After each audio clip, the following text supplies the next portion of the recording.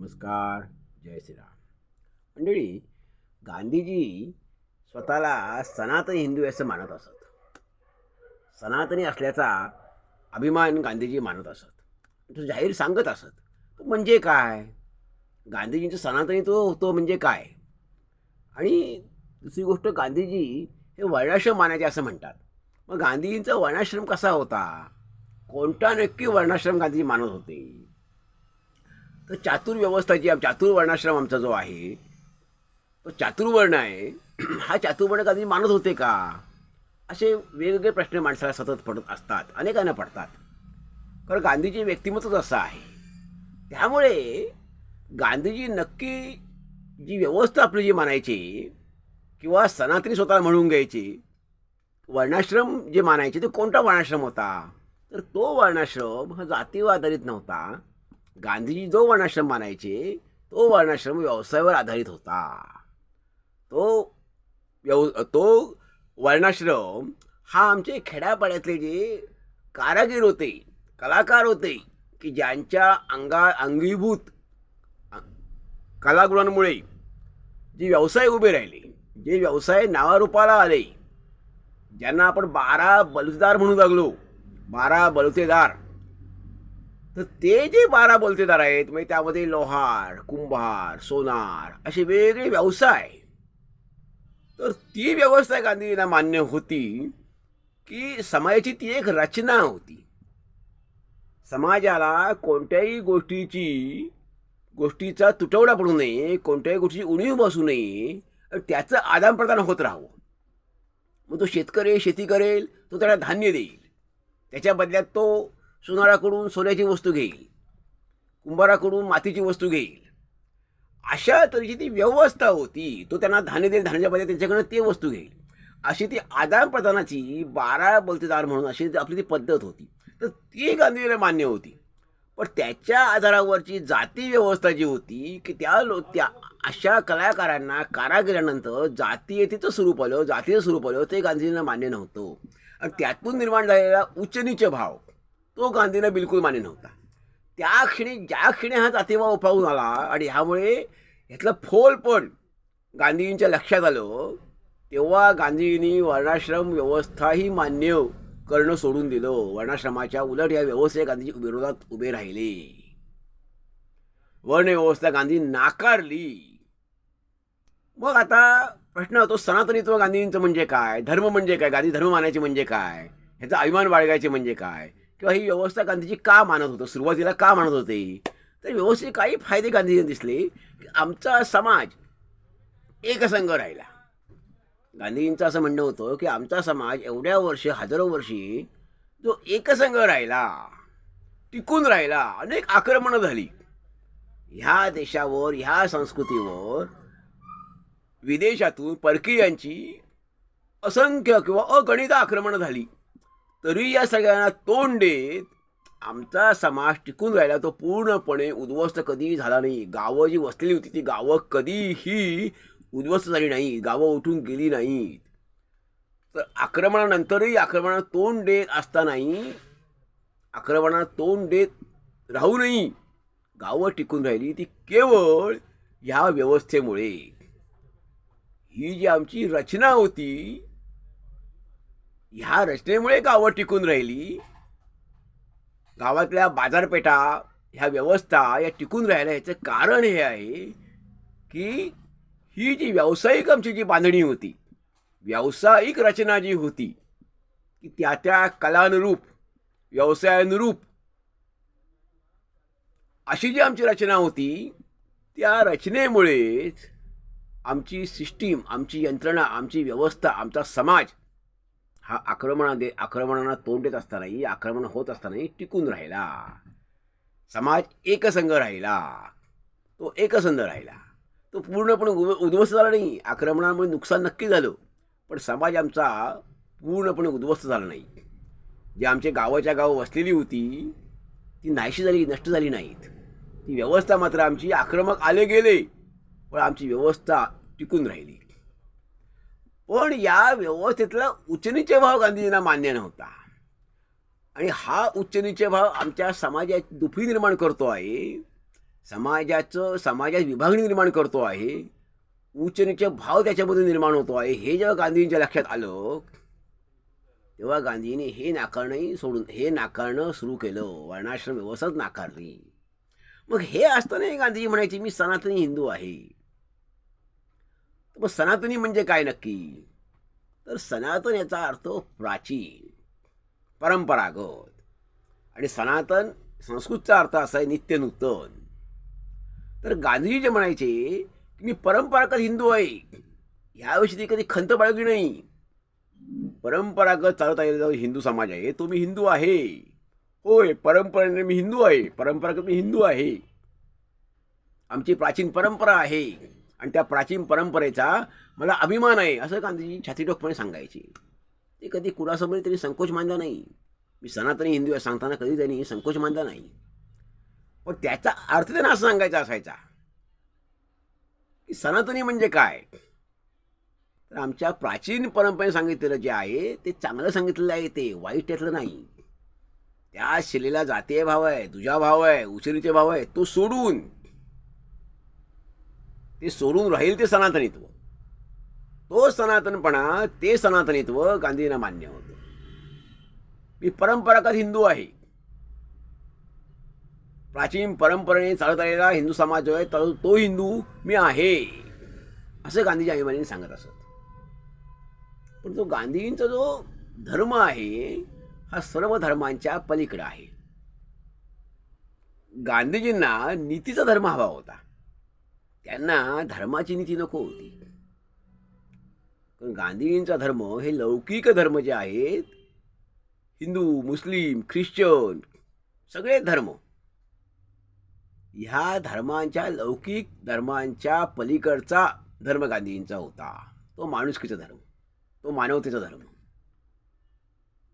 पहिली ओळख म्हणजे आम्ही सगळे माणूस आहोत, आम्हाला आमचा उत्कर्ष करायचा आहे, आम्हाला आमची ऐहिक भौतिकच्या सोबत आमची आत्मिक उन्नती करायची आहे. आणि तो माणुसकी धर्म हा सर्वश्रेष्ठ आहे. धर्म काय सांगतो? धर्म माणसावर प्रेम करायला सांगतो, तो माणसामध्ये दुजाभाव करायला सांगत नाही कधी. हा धर्म गांधीजींचा होता. तेव्हा गांधीजींना नीतीचा धर्म नको होता, गांधीजींना नीती धर्म होता, धर्माची नीती नको होती. कारण प्रत्येक धर्माची नीती वेगळी आहे, प्रत्येक धर्म वेगळं तत्वज्ञान सांगतो. एका धर्माने सांगितलेलं आहे जी नीती ती दुसऱ्या धर्मासाठी वाईट नीती असते. बघा तुम्ही, हिंदूच्या धर्माने नीती सांगितली ती मुसलमानाला मान्य होणार नाही, आणि मुस्लिम धर्मी सांगितलेली ख्रिश्चनाला मान्य होणार नाही, त्याच्या पुढचं पारशाला मान्य होणार नाही. त्यांनी सांगितलेली नीती, त्या धर्माने सांगितलेली नीती ही यहुदीनं मान्य होणार नाही. म्हणजेच प्रत्येक धर्माची नीती तत्व ही वेगळी आहेत, वेगवेगळी असू शकतात आणि आहेतच. त्यामुळे धर्माची नीती ही गांधींना अमान्य होती. याचा मूलाधार गांधींना मान्य होता, धर्मांचा मूलाधार मान्य होता, पण धर्माची नीती मान्य नव्हती. मूलाधार काय? तर सत्य, प्रेम, करुणा, क्षमा, बंधुभाव, अहिंसा हा मूलाधार, ही नीतिमूल्य. म्हणून गांधींचा धर्म हा नीतीचा धर्म होता. धर्माची नीती गांधींना मान्य होती, तर नीतीचा धर्म गांधींना मान्य होता. यात नीतिमत्ता आहे, नैतिकता आहे, यात माणुसकी आहे, प्रेम आहे, सामंजस्य आहे, सहिष्णुता आहे. खरा धर्म काय शिकवतो? खरा धर्म आपल्याला सहिष्णुता शिकवतो. तो गांधींना धर्म मान्य होता, असा धर्म गांधींना मान्य होता. आणि म्हणूनच गांधीजी म्हणायचे की सहिष्णुते आमच्या संस्कृतीचं, आमच्या धर्माचं वैशिष्ट्य काय? सहिष्णुता, प्रेम, बंधुभाव, सामंजस्य हे आम्ही अख्ख्या जगाला दिलेले. उदारता आणि क्षमाशीलता ही आमच्या धर्माची मुख्य शिकवण आहे, ती आम्ही अख्ख्या जगाला दिलेली देणगी आहे. ह्या जगामध्ये सगळ्यात उन्नत समाज, प्रगत समाज, प्रगल्भ समाज हा प्रथम आमचा आहे, असं गांधी अभिमानाने सांगायचे. त्यामुळे मग आम्ही कुठे आहोत याचं आत्मपरीक्षण नको करायला का? या काळात 46 सालामध्ये दंगलीच भारत पाकिस्तानचा विषय आला, दंगली देशभर चालल्या होत्या, त्या काळात गांधीजीला भेटायला येणाऱ्या तरुणांना किंवा लोकांना गांधीजी हेच सांगायचे. आणि काही प्रक्षोभक जी माणसं होती, त्या प्रक्षोभक माणसांनी काहींनी गांधींनी प्रश्न विचारले की धर्म काय सांगतो, धर्म पापी माणसाची हत्या करायला सांगत नाही का? तेव्हा गांधीजी असं म्हणाले, पापी कोण हे ठरवायचं कुणी? आपण दुसऱ्याकडे एक बोट दाखवतोय, तीन बोटं उरलेले आपल्याकडे आहेत, तर नक्की पापी कुणाला म्हणायचं? कुणी पापी कुणाला म्हणायचं? स्वतः पाप करणारे म्हणून दुसऱ्या पाप करतो असं म्हणायचं का? आणि आपण किती पापशून्य आहोत, आपण किती निष्पाप आहोत, आपण किती प्रामाणिक आहोत, किती किती नीतिमान आहोत. आपण कुणावर जुलूम केलेले नाहीत का? आपण कुणावर अन्याय केलेला नाही आहे का? आपल्यात विषमता नाही आहे का? आपल्यात भेदाभेद नाही आहे का? आपल्यामध्ये उचनीचे भाव नाही आहे का? याचा विचार करायला पाहिजे, असं गांधी त्यांना समजावून सांगत होते. अखेर याची होणार आहे काय? ह्या सगळ्यांनी आपल्या समाजाचं नुकसानच होणार आहे. आणि ते गांधींनी हेरलं होतं. त्यामुळे म्हणत असत की मी सनातनी हिंदू आहे, पण सनातनी हिंदुत्वाने मला काही वाईट शिकवलेलं नाही आहे, मला जगावर प्रेम करायला शिकवलेलं, असं गांधी सांगत असत. म्हणून त्या मंडळीने गांधी म्हणाले, तुम्ही हिंदुत्ववादी आहेत, मी पण हिंदुत्ववादीच आहे, मी हिंदुत्वाच्या विरोधातला नाही आहे. शेवटही गांधीजी असंच म्हणाले त्यांना की मी माझ्या हिंदू असल्याचा अभिमानच व्यक्त करतो, अभिमानाने सांगतो. परंतु पुढचं वाक्य गांधींचं असायचं की माझा हिंदू धर्म मला दुसऱ्याचा द्वेष करायला शिकवत नाही, तिरस्कार करायला शिकवत नाही, दुजाभाव करायला शिकवत नाही, कुणाला कमी लेखायला शिकवत नाही. ह्या उलट तो प्रेम करायला शिकवतो आणि आत्मपरीक्षण करायला शिकवतो. माझा धर्म मला आत्मसमीक्षा, आत्मपरीक्षण करायला शिकवतो की आमची संस्कृती काय आहे, तिने शिकवण कशी दिलेली आहे, आणि आमचं आजचं आचरण काय आहे. आणि आम्ही खरंच आमच्या संस्कृतीची शिकवण जर मानत होतो किंवा मानतो असं जर म्हटलं तर आमच्या भेदाभेद कशी निर्माण झाली, आमच्यातलेच बांधव आम्हाला सोडून कसे गेले. स्वामी विवेकानंदांनी सांगितलेलं आहे, पत्रात लिहिलेलं आहे, पत्र आहे स्वामी विवेकानंदांचं, की भारतातल्या हिंदूंचं झालेलं धर्मांतर, हिंदू धर्मातून गेलेले लोक हे जबरदस्तीने गेलेले नाहीत. अपवाद असेल समजा,